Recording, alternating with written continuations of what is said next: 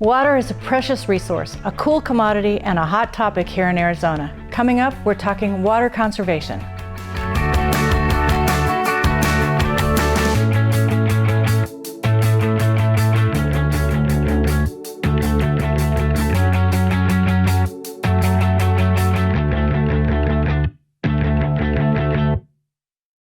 Hi, I'm District 2 Council Member and Vice Mayor Aly Cline. Welcome to my Council Conversation Show. You may have heard that Arizona is experiencing elevated drought conditions with a shortage announced at the Colorado River this year. In surprise, we've taken great care to prepare for drought conditions so our residents aren't experiencing any shortages at the tap.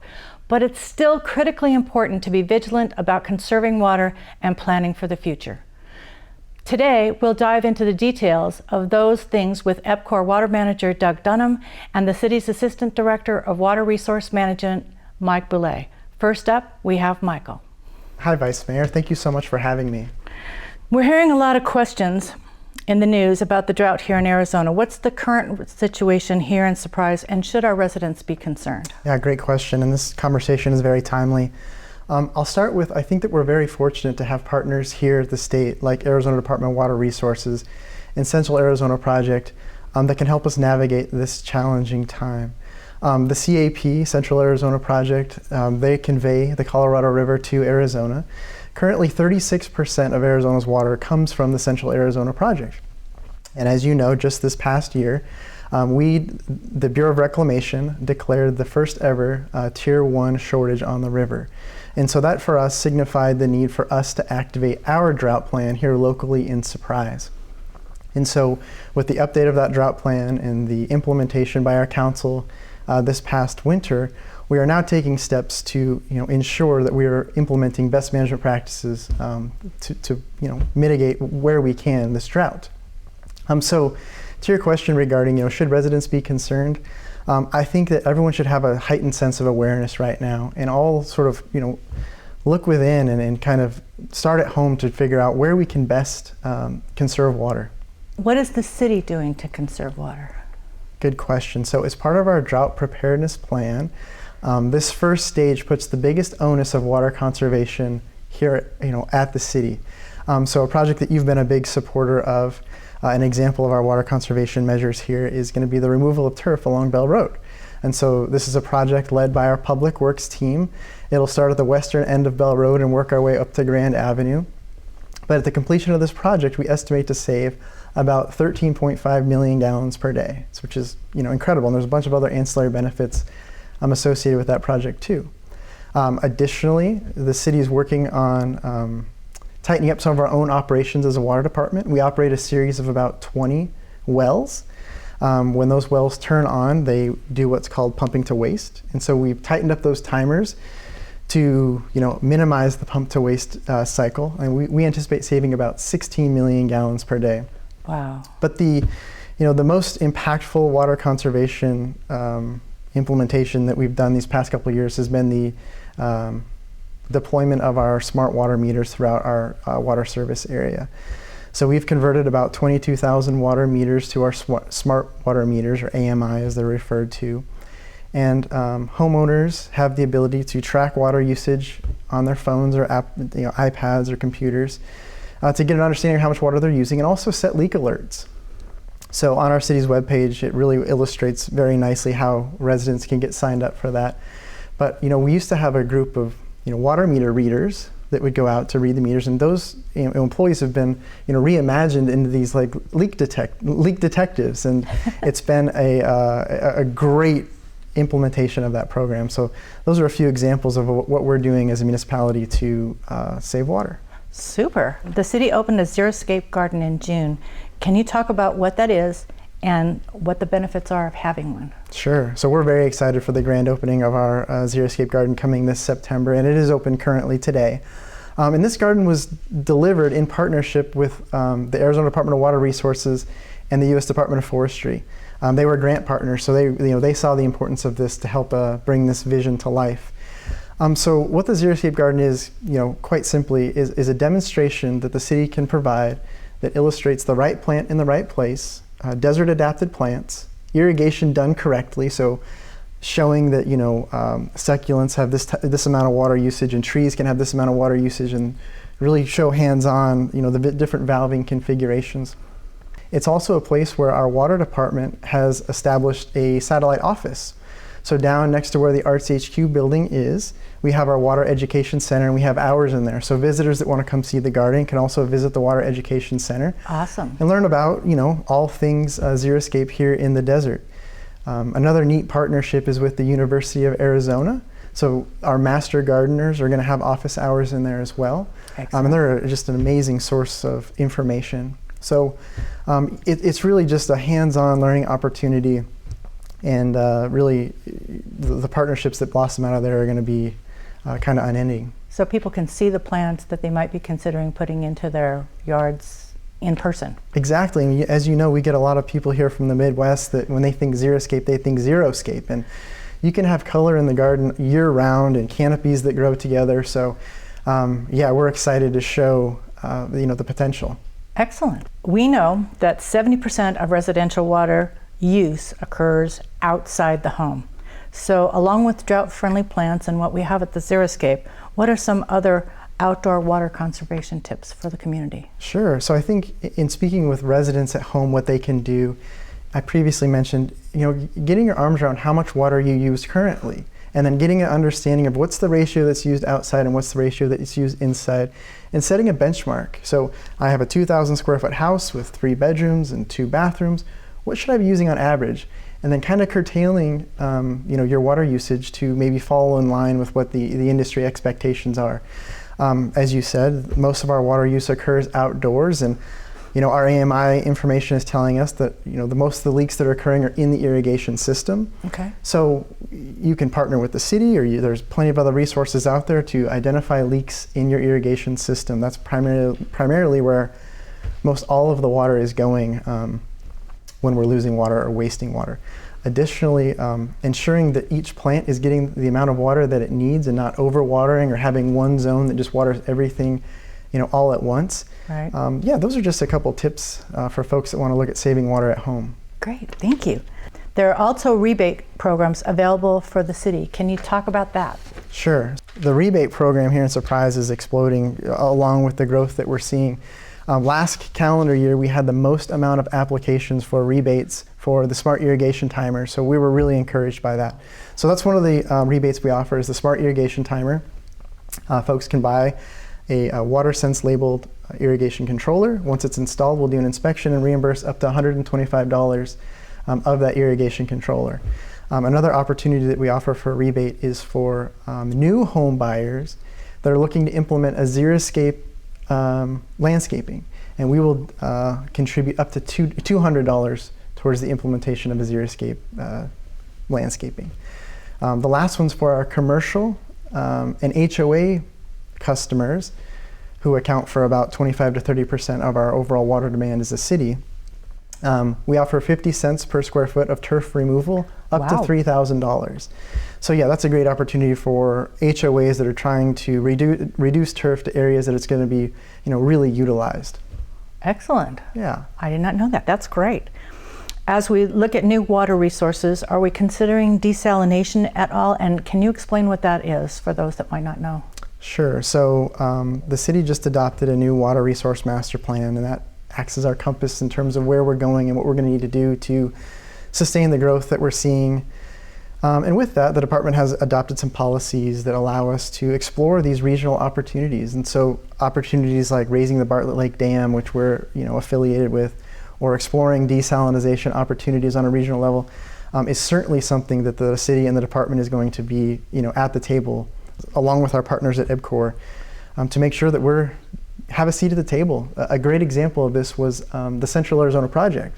Back in the 70s, these same opportunities were coming about, and those folks that were serious about that opportunity are now in a very great position today. So we're going to take every opportunity for a new water resource extremely serious. So the regional desalination plant is potentially planned to be down in the Sea of Cortez in Mexico. And the desalination plant, in a nutshell, will simply remove the salt from the water to bring it up to potable standards. Great. We'll have to talk again next year when some of these things come up again. Yeah, absolutely. All right. We also just approved the water master plan. You just mentioned that. How does this guide the city? Sure. So we update this plan on a 5-year basis because we know that things in Surprise are changing, so rapidly with growth, and also in the water resource world as well with the drought that we're in. So as I mentioned, this document acts as our compass to ensure that we have the right financial resources to accomplish our goals. And additionally, aside from the master plan just identifying just the supply and demand component of it, another very important piece of it is the modeling component of it. So this go around, we developed a model to help us understand, well, what happens if the drought worsens? How does Surprise fare with that? Or what happens if we get a new supply, like the Bartlett Lake Dam raising? What will that do for us? And also allows us to weigh opportunities related to economic development. Well, what happens if we have this large bottling plant that comes to Surprise? What does that do for the trajectory of our water resource portfolio? So again, it's a document we update on a 5-year basis to help ensure that our trajectory is where it needs to be. Perfect. Well, thank you. And thank you for joining me today, Michael. Thank you for having me. Up next, we'll talk to a water resources manager from EPCOR about what they're doing to support water conservation. Don't miss out on important Surprise events, news, and updates by subscribing to City Notifications. With the city's updated website, those who were receiving notifications in the past may not be receiving them now and will need to subscribe again. But it's simple. Head to surpriseaz.gov/subscribe. Click Sign In to manage subscriptions, to sign in or create a new account. Scroll through the list to subscribe to any notifications you want, like Surprise City News, special events, district newsletters, and many more. Get notifications via text, email, or both. And that's it. You're all set. We look forward to keeping in touch. Welcome back. EPCOR provides water services to 2/3 of Surprise households. With so many residents serviced by EPCOR, I wanted to talk a little bit about what they're doing to plan and conserve. I've invited EPCOR Water Resources Manager Doug Dunham here to fill us in. Doug, thanks for being here. Thank you, Vice Mayor. Happy to be here. So how is EPCOR prepared for their drought conditions? Well, I think the main goal that we've set for ourselves and that we've attained is that we have a very highly varied portfolio of water resources. So we rely on multiple sources. So if any one source is challenged, we're able to switch to these other supplies. So we have a combination of CAP allocation, groundwater. We reuse our reclaimed water nearly 100%. And we also have some surface water allocations through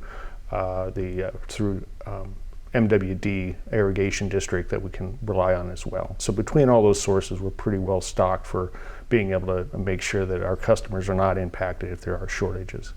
Does EPCOR also have a water resource plan? We do. We do have a water resources plan for each of our systems, and we plan out and review those nearly constantly. That's one of my main jobs, is to just make sure that still makes sense for each of our systems, what different opportunities we have out there, and what our various portfolios look like, and just make sure that we're looking at 5, 10, and in some cases, under state law, 100 years out, to make sure that we have appropriate supplies. Wow, that's great. How does EPCOR and the water resource team work together? So we work very closely with the city of Surprise. We have a really good working relationship with the city.